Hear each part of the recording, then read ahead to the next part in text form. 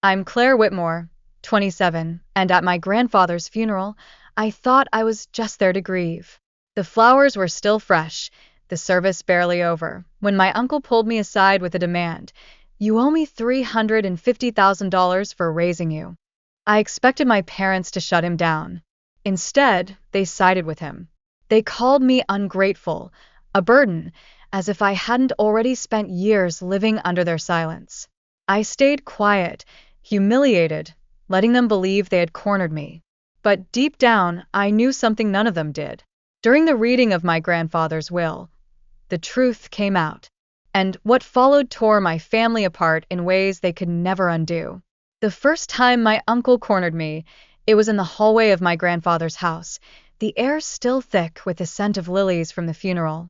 I had barely taken off my coat when his hand landed heavy on my shoulder, fingers curling as if to remind me who had held authority all those years.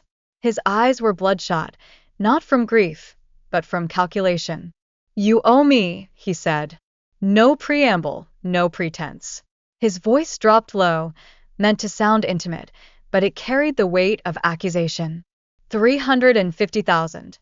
For every year I took you in, every dollar I spent, every sacrifice I made. It's time to pay me back. My stomach tightened, though my face remained still. He had said those words before 100 times in passing, tossed like stones meant to bruise but not kill. This time it was different. This time there was an exact number, a demand, a bill tallied in his mind long before Grandpa's body had even been laid into the ground. Uncle, I started, but he cut me off. Don't play dumb, Claire. Without me, you'd have been nothing. Remember that. His lips twisted. You'll pay, or everyone in this family will know what kind of ungrateful girl you really are. Ungrateful.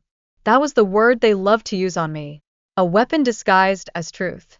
When my parents entered the room, I thought for a fleeting second they would tell him to stop, to let the dust of loss settle before dragging old grudges into the light. Instead, my mother's eyes narrowed, and my father nodded in quiet agreement. He's right, Claire, my mother said coldly. You were raised under his roof. Fed, clothed, sent to school. Do you think any of that was free? Do you think love alone pays the bills? Her words stung more than his. The uncle who had taken me in after they walked away from me at 12, the uncle who constantly reminded me of the price of my existence, was now being championed by the very people who had abandoned me. My father's silence confirmed it. They had already chosen their side. I didn't argue. I didn't cry. I stood there, letting their voices wash over me like cold water. Every accusation, every reminder that I was supposedly indebted, slid into me like a blade I refused to pull out. But inside, I was counting the days. Because I knew something they didn't. Grandpa had never trusted them. He had never trusted my uncle's sudden generosity or my parents' convenient absence. In the years I had lived with him before his health began to fail, he had made me promises, not in words of comfort, but in measured plans. He was a man who lived with precision, who documented every dollar, every acre, every bond. He had once told me, late at night while the oxygen machine hissed beside his bed, "Don't worry about debts that aren't yours. I'll take care of it when the time comes." So I waited. That week dragged like a slow march toward a battle no one knew was coming. My uncle kept pressing me, calling at odd hours, reminding me of the debt. My mother left voicemails dripping with disappointment, telling me to do the right thing. My father said nothing at all, but his silence was its own betrayal. And then came the day of the will reading. The law office was tucked in the center of town, its paneled walls smelling faintly of varnish and history. We gathered in the conference room. My uncle with his smug certainty, my parents tight-lipped and watchful, my cousins whispering behind their hands. The lawyer entered with a folder so thick it seemed to strain against its bindings. I took a seat at the end of the polished table, my hands folded neatly in my lap, my face betraying nothing. My uncle smirked across from me, already rehearsing in his mind how he would collect his imaginary fortune. The lawyer cleared his throat. We are here to execute the last will and testament of Charles Whitmore. Grandpa's name hung in the air like a command. Everyone shifted, waiting for the distribution. each calculating what slice of his estate would land in their hands. My uncle leaned forward, eager, his knee bouncing under the table. The lawyer opened the folder and began to read. The first pages were meticulous itemizations, debts, accounts, trusts already paid in full. Then came the part that silenced the room. To my son's household, the lawyer read, I leave nothing further, as they have long since chosen their own path. To my daughter's family, the same. My parents stiffened but said nothing. And then the lawyer continued. To my nephew, Daniel Whitmore, my uncle straightened, expecting his reward. I leave reimbursement for every expense incurred in the raising of my granddaughter Claire. Receipts of school tuition, housing costs, food, clothing, and medical bills have already been reviewed and accounted for. A sum has been set aside in a separate trust for this purpose. That debt is considered fully repaid. The lawyer paused deliberately before turning the page. But beyond that, Daniel Whitmore shall receive no further claim upon my estate. He is to understand that his role as guardian was temporary and compensated. He is to seek no additional payment, for to do so would forfeit the property on which he currently resides, which will then pass into Claire's possession. The words landed like stones dropped into water. The ripples reached every corner of the room. My uncle's face drained of color. His lips parted, but no words came. My mother's hand clutched the edge of the table, her knuckles white. My father looked down, unable to meet my eyes. The lawyer read on, his tone steady. The remainder of my estate, including $12 million in liquid assets, the Whitmore family mansion and the surrounding lands, shall be entrusted wholly to my granddaughter, Claire Whitmore. Silence swallowed the room. My uncle finally managed a sound, not words, but a strangled choke.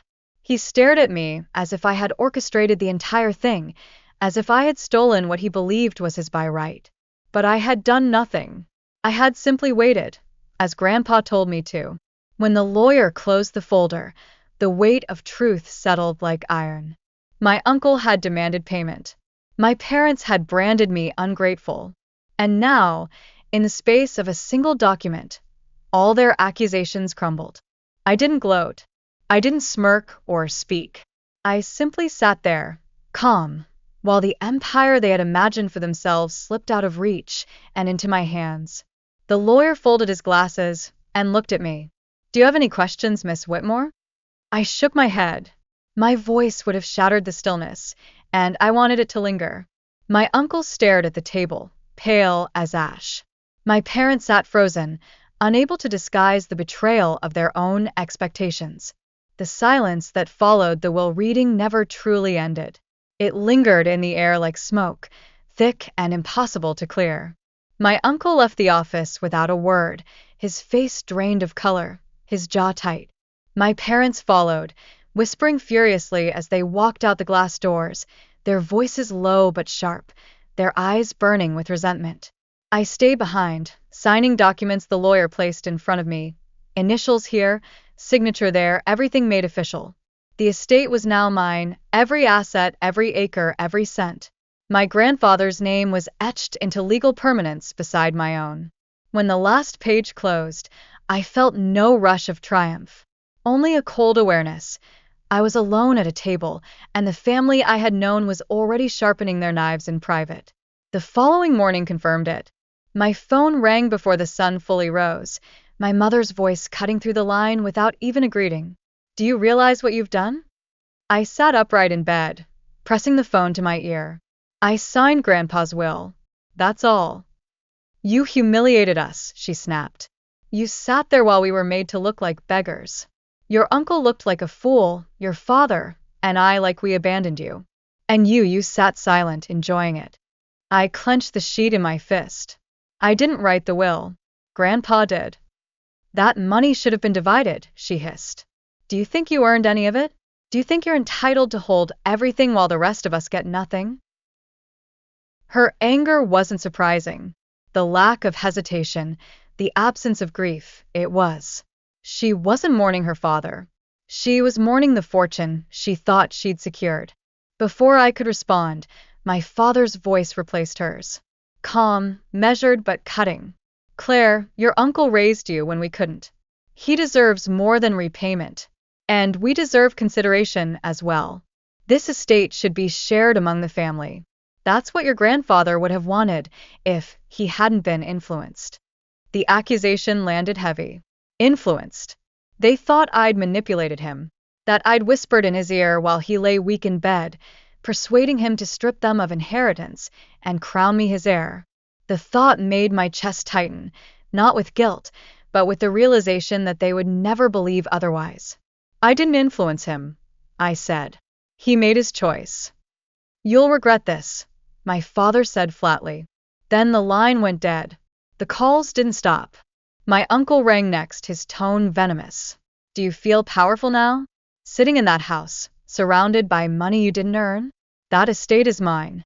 You think a piece of paper will protect you? Paper burns, Claire. And when it does, you'll wish you had listened. He didn't shout. He didn't need to. His voice dripped with a quiet promise that chilled me more than rage could. He hung up before I could answer, leaving the dial tone like a warning bell. I didn't call back. Instead, I went downstairs, walked through the mansion's long hallways, and reminded myself of what was mine now. The portraits, the polished floors, the acres of land outside the windows, it all bore Grandpa's stamp. He had chosen me, not them. But wealth is never just wealth in a family like ours. It's power, and power invites war. Within days, the first signs appeared. Neighbors I had known since childhood approached me cautiously, as though my fortune were contagious. One asked bluntly if I planned to sell the land. Another hinted at family disagreements, eyes darting like he'd heard whispers already. Rumors traveled faster than truth. My uncle's narrative, that I was ungrateful, manipulative, greedy, was spreading through town. At the grocery store, I overheard two women discussing me near the produce aisle. She's the one who took everything.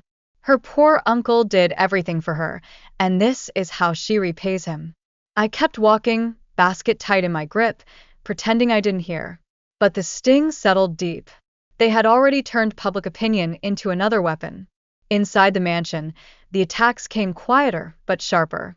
Anonymous letters slid under the front door, each one filled with accusations. Words like selfish, unworthy, traitor. No signature, but I recognized the handwriting. My mother's looping script, my uncle's heavy strokes. They didn't care if I knew. They wanted me rattled. Then came the first legal notice. A thick envelope arrived from my uncle's attorney, claiming emotional damages for his years of sacrifice. He was contesting the will, arguing undue influence, demanding his fair share. My parents filed similar motions, dressing their greed as fairness. The lawyer Grandpa trusted assured me the will was ironclad, airtight in its language, impossible to break. Still, the documents were filed, the pressure applied. They weren't aiming to win, they were aiming to drain me, to drag me through endless hearings until I gave up ground. But I didn't bend. Instead, I attended every meeting, every mediation, every session where their lawyers spat accusations across polished tables. I sat still, calm, letting my own counsel dismantle them with facts. Grandpa had recorded every expenditure. He had left letters of intent, video testimonies, notarized signatures. He had anticipated their greed and built walls too high for them to scale.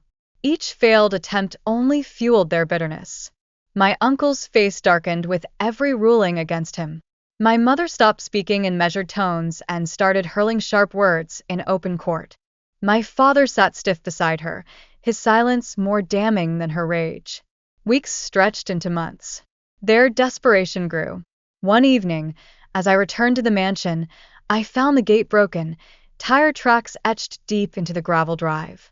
Inside, drawers had been pulled open, papers scattered, closets ransacked. Nothing of value was taken, no jewelry, no cash, but the violation was clear. They weren't stealing. They were sending a message. The police took my statement, but I recognized the futility. This wasn't a burglary. It was intimidation. And though I had no proof, I knew whose hands had orchestrated it. My uncle had always preferred threats to fists, shadows to confrontations. I refused to be scared out of my home. I replaced the locks, installed cameras, reinforced the gates. If they wanted a war of endurance, I was prepared. But war takes its toll. Every night, I lay awake in the massive master bedroom, staring at the carved ceiling, listening for footsteps outside. Every phone call from an unknown number made my chest tighten. Friends grew distant, unsure of where loyalty lay. Invitations dried up. In the eyes of the town, I was the heiress who crushed her family for wealth. The isolation pressed down on me. Yet with every insult, every scheme, every attempt to shake me, I felt a strange clarity. They weren't just fighting for money. They were fighting for control.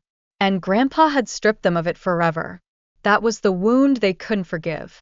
The turning point came during one of the last hearings, when the judge dismissed my uncle's claim with finality. The will stood unchallenged, every clause upheld. My uncle erupted in the hallway afterward, his voice echoing off the marble walls. You think you've won? You think this is over? You're a child playing with fire. And when it burns, don't cry to anyone. People stared as he shouted, but he didn't care. He pointed at me, his fingers shaking with fury. That house will rot around you. That land will choke you. And when you're alone in it, maybe then you'll realize what you cost us. I met his gaze, calm. What I cost you? Or what you cost yourselves? His mouth twisted, but he had no answer. He stormed out, my parents trailing behind him, their faces tight with fury and shame. For the first time, I understood what Grandpa had meant when he told me not to worry about debts that weren't mine. He had seen this coming, the greed, the accusations, the endless hunger. He hadn't just protected me with his will. He had exposed them, forcing their true faces into the light. The photograph with the red circle was the clearest warning yet. They weren't just pushing in courts or through rumors anymore. They were circling me, waiting for an opening. For weeks after that envelope arrived, I slept with the security cameras streaming on my phone, every shadow across the lawn making my chest tighten. But fear only lasts until you decide it has no use. I stopped waiting to see what they would do. I started planning for when they finally struck. The breaking point came faster than I expected. It was late on a Thursday when the mansion's alarm blared. I ran to the front hall, my heart pounding, only to find the heavy oak doors forced open, hinges cracked. Flashlights cut through the darkness, voices echoing. They didn't even hide themselves. My uncle's bark carried down the hall, and my mother's voice followed. I stepped into the main hall just as their figures emerged, my uncle leading, my parents behind him, eyes wild with determination. No masks. No disguises. They weren't burglars. They were invaders claiming what they thought belonged to them. Get out, I said firmly, my voice steady despite the hammering in my chest. You think you can order us out of this house? My uncle spat. This house was built for our family. You're just squatting on our legacy. My mother's voice cracked as she added, this was supposed to be ours. He had no right to strip us bare like this. He had every right, I answered. And you know it. He saw who you were long before today. My father, who had stayed silent through every confrontation, finally spoke. You've divided this family. Do you even realize what you've done? There's no coming back from this. The alarm still blared. The security company's operator called my phone, their voice sharp and professional, promising officers were already on their way. I didn't lower the phone as I stared at the three people who should have been my protectors, who had instead become predators inside the home I inherited. You have 2 minutes before police arrive, I said. Leave now, or you'll make it worse for yourselves. But my uncle only laughed, bitter and jagged. Let them come. I'll tell them you're unstable, that you locked us out of our own home, that you've been unfit since you were a child. Do you really think anyone will believe the girl who sat silent while her own family was disowned? The arrogance would have almost been impressive if it weren't so desperate. He truly believed intimidation could still work. Then the red and blue lights cut across the windows, and for the first time, I saw fear flash in his eyes. Officers rushed in, commands sharp, and within moments my uncle and parents were pressed against the wall, protesting furiously. They shouted about injustice, about bloodlines, about being victims in their own story. But the law didn't care. The trespass, the forced entry, the threats, all of it was clear. I gave my statement, calm and precise, while they were led away in cuffs. My uncle's glare never left me, burning as he was shoved into the back of a cruiser. My mother's cries cut through the night air, not for me but for herself, lamenting what she had lost. My father's silence remained unbroken. That night was supposed to end it, but I knew better. People like them don't surrender with handcuffs. They adapt, they twist, they claw for one last grip. And they did. The very next morning, news outlets carried their side of the story. Local papers ran headlines: "Heiress has parents arrested." Talk shows debated whether I had betrayed my family. Reporters parked outside the gates, cameras flashing whenever I stepped out. My uncle gave an interview from jail, claiming I had poisoned Grandpa against him, painting himself as the noble guardian wronged by greed. My parents echoed the story, adding tears and trembling voices for effect. The narrative spread fast. In the public's eyes, I was the villain who had everything and gave nothing. But they had made one mistake. Lies only survive when there's no proof to crush them. And Grandpa had left me with more than an estate. He had left me with weapons hidden in the very documents they thought would save them. I instructed my lawyer to release the letters Grandpa had written. Detailed, dated, signed, and witnessed. Letters where he explained his reasoning, how my uncle had been reimbursed for every cent, how my parents had abandoned responsibility when I was 12, how he had chosen me because I alone had stayed by his side. One letter included his words in his own shaky handwriting: "To question this will is to question my judgment.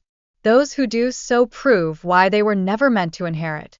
The letters hit the media like fire through dry grass. Suddenly, the public saw not a greedy granddaughter, but a granddaughter carrying out her grandfather's exact wishes.